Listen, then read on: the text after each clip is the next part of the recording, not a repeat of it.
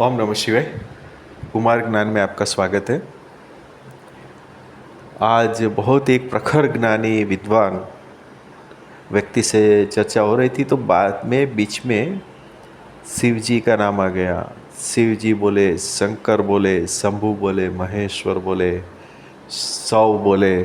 मतलब जितने भी प्रभु शिव जी का नाम है उनमें अलग अलग बार अलग अलग नाम आया। और हर बार हमने देखा कि हर एक व्यक्ति ने, उसने ही नहीं, आपको भी अनुभव रहा होगा कि कोई भी हो वो उसको अलग बताने की कोशिश कर रहे हैं। जैसे बोलते हैं कि शिव अलग है, शंकर अलग है, शिव है अलग है, सौ अलग है, महेश्वर अलग है, महेश अलग है। मतलब हर एक व्यक्ति ने अलग अलग तरीके से शिव शंभू को बताने की, प्रदर्शित करने की कोशिश की। तो मैं हंस पड़ा। तो क्योंकि वो मुझसे जानते हैं तो बोले आप इसमें कुछ प्रकाश डालें। मैंने कहा बहुत ही आश्चर्य होता है जब आप जैसे प्रखर ज्ञानी लोग इसी बात पे जाके अटक जाते हैं, तो फिर हम और लोगों से तो क्या एक्सपेक्ट करें। फिर मुझे याद आया कि नहीं, कुमार ज्ञान का यही तो काम है कि जो भी हो सके, जहाँ तक हो सके, जो स्पिरिचुअलिटी है, जो स्पिरिचुअल लेवल है, उसको सही तरीके से समझने का यत्न प्रयत्न किया जाए। ठीक है, तो चलिए आज उसके ऊपर ही शुरू करते हैं। इस पूरे मुद्दे को हम अलग तरीके से आपको समझाने का प्रयत्न करेंगे। जैसे आपने इस टाइटल का नाम सुना होगा, जय भूतनाथ। मैंने इसका नाम दिया है जय भूतनाथ। तो भूतनाथ भी तो शिव जी का ही नाम है ना, तो क्या वो अलग हो गए? ठीक है। फिर आपने सुना होगा प्रेत।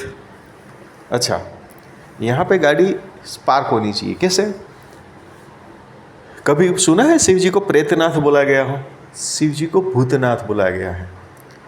तो आज हम इसी दो शब्द से आपको बहुत ही अलग तरीके से समझाने का प्रयत्न करते हैं, जिसके माध्यम से लगभग लगभग आपका इसके बारे में क्वेरी सॉल्व हो जाएगा। शिव जी के बारे में जो जो लोग मानते हैं शिव अलग है, सौ अलग है, शिव शंभु अलग है, जो भी लोग अलग अलग बोलने का कोशिश करते हैं, उसको यहाँ पे एक नई दिशा मिलेगी, ऐसा मुझे आशा है। ठीक है। उसको भूतनाथ क्यों बोला गया है? आपको पता होगा कि प्रेत, प्रेत किसको बोलते हैं? आप 2 मिनट के लिए रुक जाए और सोचिए कि प्रेत हम किसको बोलते हैं। या तो हम बोलेंगे प्रेत योनि। ठीक है, यहाँ पे इटसेल्फ आइडेंटिफाई हो गया कि जो भी चीज़ उत्पन्न हुई है, तो उत्पन्न हुई है तो योनि के माध्यम से ही उत्पन्न हुई है। कोई भी प्रकार की योनि हो, वो योनि के माध्यम से ही उसकी उत्पत्ति होती है।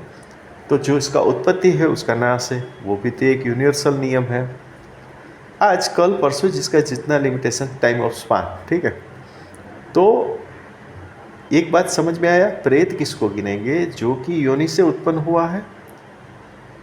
दूसरी बात कि जो योनि से उत्पन्न हुआ है उसका नाश भी है। तो पर्टिकुलरली जब मानव समुदाय की बात आती है तो जनरली योनि से ही उत्पन्न होता है। तो उसके बाद जब उसका नाश होता है या तो कोई गति मिलती है तो उसको हम प्रेत योनि गिनते हैं। और ये भी एक यूनिवर्सल नियम है कि शरीर छोड़ने के बाद उसको नेक्स्ट जो स्टेज है उसका प्रेत योनि ही होता है। ठीक है, इसलिए बोला जाता है प्रेत। पर भूतनाथ शिव शंभू के बारे में ऐसा नहीं बोला जाता। ठीक है। तो यहाँ पे दो सीधा साधा सिंपल सा शब्द है।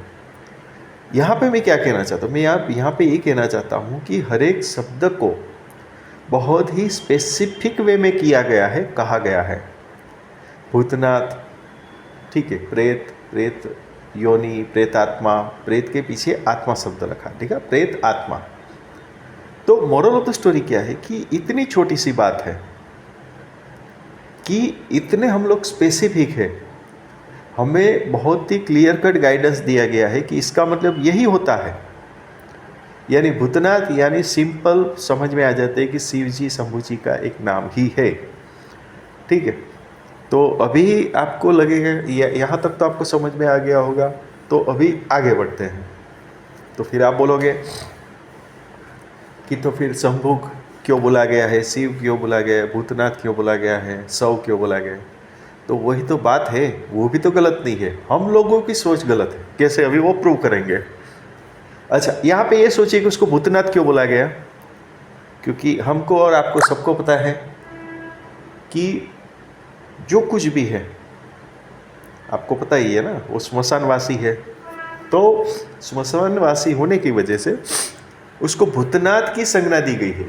जिन्होंने उसको स्मशानवासी के रूप में दिखा है, उसने उसको यही संज्ञा दी, यही नाम से जाना गया। आपकी बात करते हैं, आपका एक स्पेसिफिक नाम होगा। सपोज करिए आपका नाम कमलेश है, पर सर्टिफिकेट में कुछ अलग होगा। आपका मॉम कुछ अलग बताती होगी, आपका डैड कुछ अलग बुलाता होगा, आपकी वाइफ अलग बुलाती होगी, आपके फ्रेंड्स लोग वो भी तो अलग अलग नाम, एक नाम अलग होगा, दूसरा फ्रेंड अलग नाम से जानता होगा, तीसरा अलग नाम से। पर आप तो एक ही हो ना। ये बात मैं चाहता तो पहले बता देता, पर वो अगर बताता तो आप स्किप कर जाते वीडियो। क्यों कर जाते? क्योंकि उसमें कुछ नया नहीं है। ये इस तरह से तो सब लोगों ने बताने की कोशिश की, पर जब मैं आपको भूतनाथ का एग्जाम्पल दे के समझाया तो आपको समझ में आ गया कि एक ही स्वरूप जो अजन्मा है, वो अलग अलग काल में अलग अलग स्वरूप के रूप में अलग अलग तरीके से जो पृथ्वी के ऊपर उसने जो भी एक लीला रची है, उसको उस नाम से जाना गया। एक बात। दूसरी बात कि जिस व्यक्ति ने उसको जाना जिस स्वरूप में, उसने उस व्यक्ति का उस हिसाब से उसका नाम रख दिया।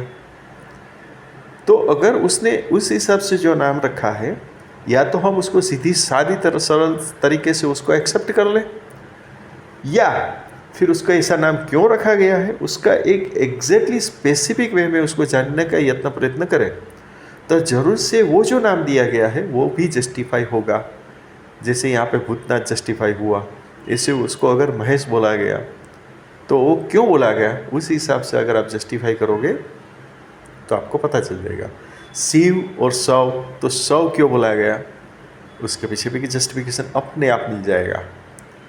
मोरल ऑफ द स्टोरी क्या है कि हम वो शब्द में न पढ़ते हुए उस समय पे जो उसने वो जो लीला रची, उसके पीछे का कारण क्या था और वो क्या कहना चाहते हैं हमसे, उसके ऊपर हमें ध्यान देना बहुत आवश्यक है, जरूरी है। अगर वो हम ध्यान दे देते हैं तो हमारे लिए एक मार्गदर्शक रूप बन सकता है। आपने ओम नमः शिवाय कहीं ग्रंथ में, शास्त्र में, कई कथा द्वारा, या कहीं से भी, कोई भी बाय मीन्स यानी कि कोई भी माध्यम से आपने उसके बारे में पढ़ा है, सुना है, सोचा है, जाना है, बराबर है, समझा है। पर उसको आबेहूब तरीके से न समझते हुए हमने हमारा तर्क जो है वो अलग तरीके से रिप्रेजेंट करने की सामने वाले को प्रयत्न किया, जहाँ पे शायद आप क्लियर हो सकते हो, पर जिसको आप बता रहे हो वो शायद क्लियर ना हो और कंफ्यूज हो जाए। इसीलिए जब भी हम किसी से बात करते हैं तो हमें एवरेज मेंटेन करना पड़ेगा। मैं भी कई बार यूट्यूब में बोलता हूँ तो कई प्रखर ज्ञानी लोगों बोलते हैं कि आप बहुत जीरो से स्टार्ट करते हो, और जो कुछ नहीं जानते हो कभी कभी बोलते हैं कि आप बहुत ऊपर लेवल से बात करते हो। तो मोरल ऑफ द स्टोरी ये है कि हम जब ये वीडियो बनाते हैं यूट्यूब पे, तो उसमें हम ये ध्यान रखते हैं कि सब लोग, हमें तो पता नहीं आप कौन से एंगल से या कौन से लेवल पे आप हो, तो सब लेवल को ध्यान में रखते हुए हम ये वीडियो बनाने का कोशिश करते हैं। तो ओम नमः शिवाय जब हम बोलते हैं, या शिवाय बोलते हैं, शव बोलते हैं, कुछ भी बोलते हैं, उसके पीछे एक आप देखोगे तो बहुत ही आश्चर्यचकित करने वाली घटना उसके पीछे पड़ी होती है, छुपी होती है, जिसको हम दूसरे स्वरूप में रहस्य बोलते हैं। तो वो जाने तो आप सरप्राइज हो जाओगे, आश्चर्यचकित हो जाओगे। और मैं तो आपको यही रिक्वेस्ट करता हूँ कि आप वो नाम, या तो उसके अंदर जो शक्ति छुपी हुई है वो क्या कहना चाहते हैं, उसको हम ज़्यादा से ज़्यादा जानने का यत्न प्रयत्न करते हैं तो ज़रूर से हमें उससे फ़ायदा ही होगा। तो आशा करता हूँ कि आज का टॉपिक भी आपको अच्छा लगा होगा। ओम नमः शिवाय।